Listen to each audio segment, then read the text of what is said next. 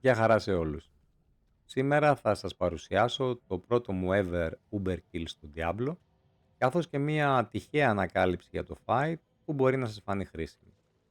Πρόκειται για το Tormented Echo του Varsan και θα ήθελα να παρατηρήσετε πώς γίνεται πράσινο το health globe μου όταν επιτίθεμαι στα Malignant Minions. Αυτό είναι ενδεικτικό σημάδι ότι ο χαρακτήρας μου δέχεται poison damage.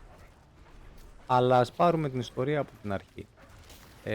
Μετά από αλλεπάλληλα wipe στην Lilith, αποφάσισα να δοκιμάσω κάτι πιο βατό και έτσι κατέληξα στην σπηλιά του Βαρσάν για να δοκιμάσω το πρώτο μου Uber Kill. Μολονότι χρειαζόμουν κάποιο είδους in-game progress για να αναπληρωθεί το ηθικό μου, ήταν παράλληλα εντελώς ανέλπιστο το ότι θα κατάφερα να τον φάω στο τρίτο try και ότι επιπλέον θα ανακάλυπτα και tip για το fight. Όπως καταλαβαίνετε, υπό αυτές τις συνθήκες, το upload ενός βίντεο ήταν ουσιαστικά μονόδρομος. Ερχόμενος λοιπόν στον Βαρσάν, είχα κάνει πρώτα την σχετική έρευνα στο YouTube και σε όλα τα Diablo site αναφορικά με τα game mechanics. Οι πληροφορίες ήταν βασικά οι ίδιες παντού. Πρώτον, το Putrid Dance, δηλαδή η αποφυγή των ροζ μοτίβων που εμφανίζονται περιοδικά στο έδαφος της σπηλιάς και δεύτερον, η γρήγορη αντιμετώπιση των Malignant Minions όποτε αυτά κάνουν spawn, ώστε να μην προλαβαίνει ο Βαρσάν να αντλεί τις δυνάμεις τους και να γίνεται 2 φορές πιο Uber.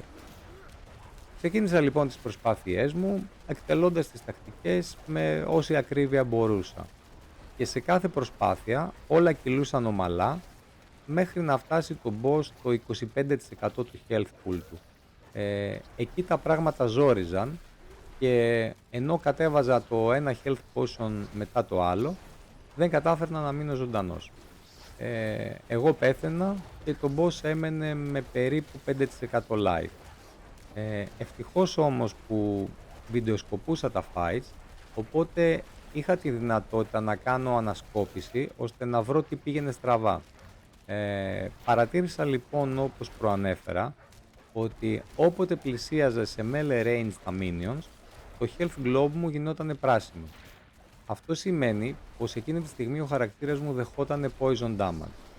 Προφανώς το poison damage αυτό γινόταν διαρκώς περισσότερο γιατί δεν με επηρέαζε το ίδιο στην αρχή του fight όσο προς το τέλος του. Αποφάσισα λοιπόν να κάνω μία προσπάθεια χωρίς μετακίνηση προς τα minion, αλλά από τη μέση της διάρκειας του fight και μετά. Αρχικά σκότωνα κανονικά τα πρώτα set από minion, αλλά στα επόμενα απλώς έστελνα tornadoes. Αντιλαμβάνομαι ότι αυτός δεν ήταν ο ιδανικότερος τρόπος για να τα κάνω γρήγορα burnout, αφού με τα tornadoes δεν μπορείς να στοχεύσεις με ακρίβεια. Έχουν δική τους βούληση, πηγαίνουν όπου αυτά θεωρούν καλύτερα. Δεν είχα όμως τίποτα να χάσω και πίστευα μέσα μου ότι πιο εύκολα θα άντεχα τα χτυπήματα ενός πιο buffed boss παρά το poison. Να προσθέσω επίσης ότι μέσα σε όλα, λόγω κακής τοποθέτησης, μάζεψα και 5 stack από την buff. Παρ' όλα αυτά, το σχέδιό μου δούλεψε, κατάφερα να μείνω ζωντανός και να επιτύχω το πρώτο μου Uber Kill. Φυσικά δεν μέτρησα πόσα health potions κατανάλωσα, αλλά σίγουρα ήταν πολλά. Όποιος έχει διάθεση, ας τα μετρήσει και ας μου γράψει στα σχόλια. Θα ήθελα να επαναλάβω ότι πολύ πιθανόν η πληροφορία που μόλις μοιράστηκα να υπάρχει και κάπου αλλού. Επειδή όμως εγώ δεν κατάφερα να τη βρω όσο και αν έψαξα, θεώρησα χρήσιμο να την κοινοποιήσω σε περίπτωση που κάποιος άλλος αντιμετωπίζει τις ίδιες δυσκολίες με εμένα. Υπό αυτή την έννοια, ελπίζω το βίντεό μου να σας φάνηκε χρήσιμο και να καταφέρετε κι εσείς με την σειρά σας να πάρετε το kill. Ελπίζω επίσης, σε αντίθεση με μένα, εσείς να είστε πιο τυχεροί με το loot. Δεν έχω κανένα παράπονο με τον αριθμό των αντικειμένων που μου πέταξε το boss, αλλά δυστυχώς κανένα δεν ήταν upgrade για μένα. Ευχαριστώ πάρα πολύ που με παρακολουθήσατε. Τα λέμε την επόμενη φορά. Γεια σας.